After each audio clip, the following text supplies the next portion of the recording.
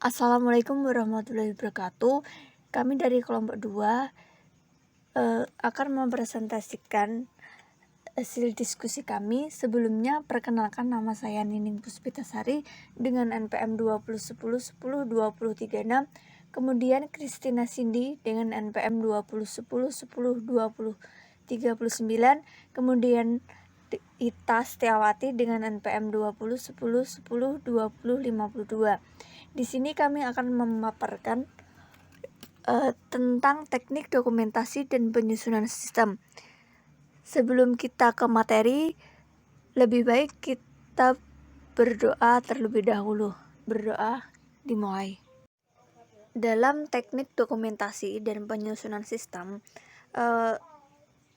identik dengan dokumentasi. Nah, di dokumentasi ini merupakan sebuah narasi, bagan alir, diagram, dan penjelasan tertulis lainnya yang menjelaskan tentang cara kerja sebuah sistem. Kemudian, tingkat atau derajat kepahaman seseorang akan dokumentasi diukur melalui 1, mampu membaca. Nah, di sini dengan mampu membaca, kita memiliki kemampuan semacam ini, maka seseorang akan dapat mengetahui cara kerja sistem. Kemudian yang kedua adalah mengevaluasi. Dengan kemampuan semacam ini, maka seseorang dapat mengetahui kelebihan-kelebihan serta kelemahan sebuah sistem dan mengusulkan perbaikannya. Selain itu, orang tersebut dapat mengetahui apakah sistem tersebut memenuhi kebutuhan atau tidak.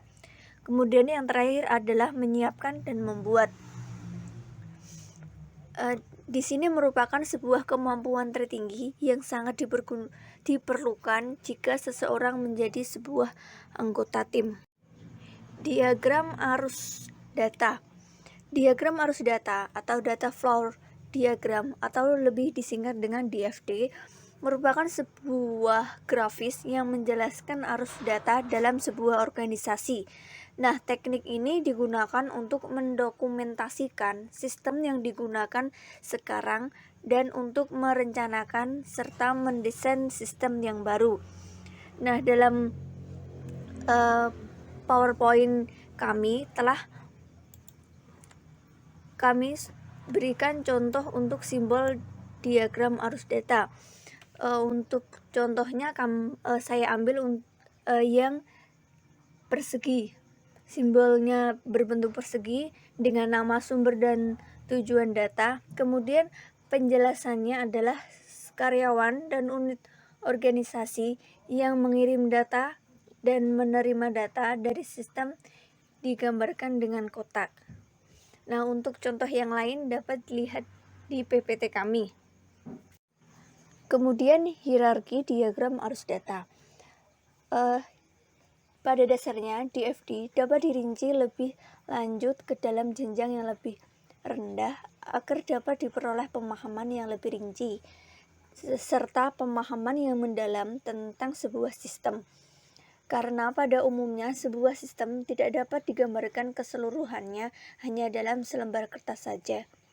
Kemudian dalam jenjang ini merupakan jenjang tertinggi yang disebut dengan diagram konteks atau konteks diagram. Ia menggambarkan ikhtisar paling ringkas dari sebuah sistem. Karena diagram ini sangat ringkas, maka dapat diperoleh gambaran yang utuh mengenai sebuah sistem.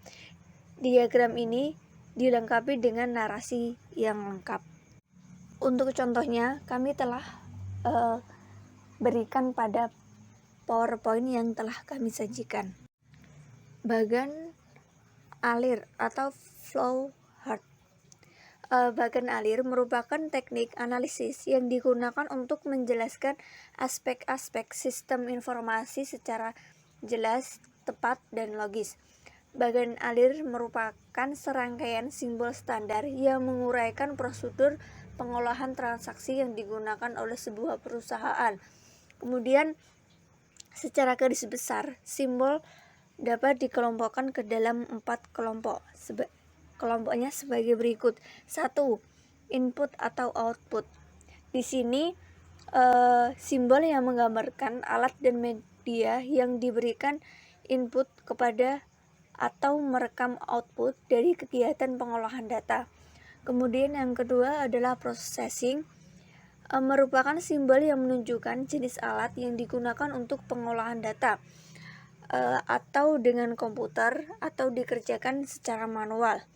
Kemudian yang ketiga adalah strength, yaitu simbol yang menggambarkan alat yang digunakan untuk menyimpan data yang tidak dipakai oleh sistem. Kemudian yang terakhir adalah lain-lain. Simbol ini menunjukkan arus data dan barang. Simbol ini juga digambarkan saat mulai dan berakhirnya bagan alir, serta penjelasan-penjelasan tambahan pada bagan alir tersebut. Simbol bagan aliran. Simbol-simbol input dan output. 1. Dokumen. Sebuah dokumen atau laporan. Dokumen dapat dibuat dengan tangan atau dicetak oleh komputer. 2. Dokumen rangkap. Digambarkan dengan menumpuk simbol dokumen dan pencetakan nomor dokumen di bagian depan dokumen pada bagian kiri atas. 3. Input atau output. Jurnal atau buku besar digunakan untuk menggambarkan berbagai media input dan output dalam sebuah bagan alir program, menggambarkan jurnal dan buku besar dalam bagan alir dokumen. 4. Tampilan. Informasi ditampilkan oleh alat output online seperti terminal, CRT atau monitor komputer PC. 5. Pemasukan data online. Entry data oleh alat online seperti terminal, CRT atau komputer pribadi. 6. Terminal CRT komputer pribadi. Simbol tampil dan entry data digunakan bersama-sama untuk menggambarkan terminal CRT dan komputer pribadi. Baik, selanjutnya kita di sini akan membahas tentang simbol-simbol pemrosesan. Nah, simbol pemrosesan ini terdiri dari beberapa macam, yaitu pemrosesan komputer, kegiatan manual, kegiatan campur sari, kegiatan pemasukan data offline, dan lain sebagainya. Teman-teman bisa lihat dan perhatikan secara mandiri. Nah, di sini kami memberikan contoh-contoh simbol arus dan simbol lain-lain. Bisa teman-teman simak dan perhatikan bahwa ada arus dokumen atau pemrosesan, ada simbol data atau informasi, dan lain sebagainya. Selanjutnya di sini kita akan menjelaskan jenis-jenis bagan alir. Yang pertama, bagan alir dokumen merupakan gambaran aliran dokumen dan informasi antar area pertanggungjawaban di dalam sebuah organisasi. Bagan alir ini menelusur sebuah dokumen dari asalnya sampai dengan tujuannya. Jadi, secara ringkasnya, bagan alir ini menunjukkan dari mana dokumen tersebut berasal. Yang kedua adalah bagan alir sistem. Bagan alir sistem menggambarkan hubungan antara input, pemrosesan, dan output sebuah informasi akuntansi. Yang selanjutnya adalah bagan alir program. Bagan alir program ini menjelaskan urutan logika pemrosesan data oleh komputer dalam menjalankan sebuah program. Yang keempat adalah bagan konfigurasi komputer. Nah, simbol bagan alir dapat juga digunakan untuk membuat bagan konfigurasi komputer. Bagan ini digunakan untuk menggambarkan konfigurasi perangkat keras sistem komputer. Selanjutnya adalah bagan struktur. Bagan ini digunakan untuk merancang program komputer yang menggunakan pendekatan modul. Dengan menggunakan pendekatan ini, program komputer yang besar dan kompleks dipecahkan dalam modul-modul yang semakin kecil sehingga dapat diuji secara terpisah dengan lebih mudah. Selanjutnya di sini kita akan menjelaskan tentang perbedaan antara diagram arus data dan bagan alir. Nah, secara ringkas perbedaan antara diagram arus data dan bagan alir adalah diagram arus data itu menekankan pada aliran data, sedangkan bagan alir itu menekankan pada aliran dokumen atau pencatatan transaksi. Diagram arus digunakan untuk mendesain suatu sistem baru, sedangkan bagan alir digunakan untuk mendokumentasikan sistem yang sudah ada sebelumnya, karena menjelaskan tentang bagaimana data diolah dan disimpan. Selanjutnya, bagan arus data hanya menggunakan 4 simbol saja, sedangkan bagan alir menggunakan lebih banyak simbol. Selanjutnya, bagan alir menunjukkan urutan proses, dokumen yang terlibat, pihak-pihak yang terkait, dan aliran data, sedangkan program arus data hanya menggambarkan aliran datanya saja. Baik, tiba pada bab terakhir dari teknik dokumentasi penyusunan sistem. Kita rangkum bersama-sama bahwa bab ini menjelaskan bagaimana sistem, teknik dokumentasi, dan penyusunan sistem informasi akuntansi.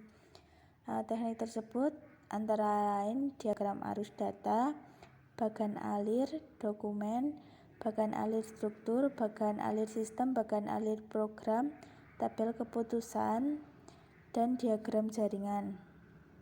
Bagan alir merupakan gambaran yang menjelaskan urutan proses dengan menggambarkan berbagai macam simbol. Bagan alir sistem meringkas proses sebuah sistem dan menunjukkan input-output sebuah sistem. Bagan alir program menguraikan secara rinci bagaimana proses komputer dijalankan dengan mengurai logika program komputer atau modul. Diagram arus data menunjukkan arus data antar proses file dan tujuan data. Bagan alir sistem juga menunjukkan simbol untuk menggambarkan komponen-komponen sebuah sistem komputer.